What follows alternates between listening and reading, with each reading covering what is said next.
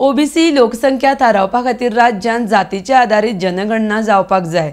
नव्यान जनगणना जावप गरजेची आसा म्हण अमित पालेकार उलयला। RDX Goa bureau report.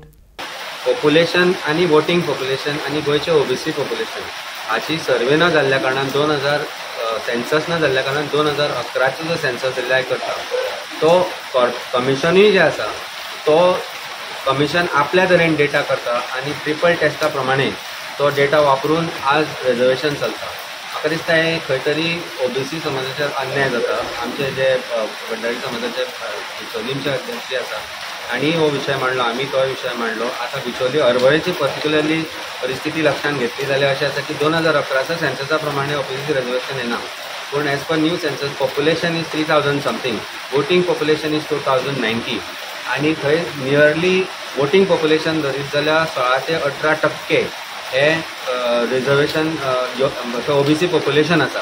तेन्ना at least 1 seat or 2 seats should have been reserved, but survey नाशिल्ल्या कारणान आज आमकां जे सरकार म्हणटा किंवा सरकाराचे बेसिस ट्रिपल टेस्टा प्रमाणे जी कॉर्पोरेशन आसा ते जे म्हणटा ते आमकां मानचें पडटा। आमी लास्ट वीक जेन्ना ओबीसी तर्फे सेन्सस करचो म्हणून आमी जेन्ना मेमोरेंडम दिल्लो आमचे रवी नायक जे समाजाचे एक लिडर आसा, आज तातूंतल्यान आमकां दिसून आयला की ही गजाल कशा तरेन गरजेची आसा, कारण आज अशी परिस्थिती आसा की सेन्सस नासल्या कारणान हे रिजर्वेशन स्टेट कमिशन आमकां ओबीसीक दिवपाक शकना। ओबीसीन टोटल 18 कम्युनिटी आसा। गोंयचो मुख्य घटक म्हणून ओबीसी पॉप्युलेशन जे आसा तांकां पॉलिटिकल रिजर्वेशन खंय तरी मेळपाक जाय अशी मागणी ओबीसींतल्यान येवपाक लागल्या आणि आमची representative of OBC it is there.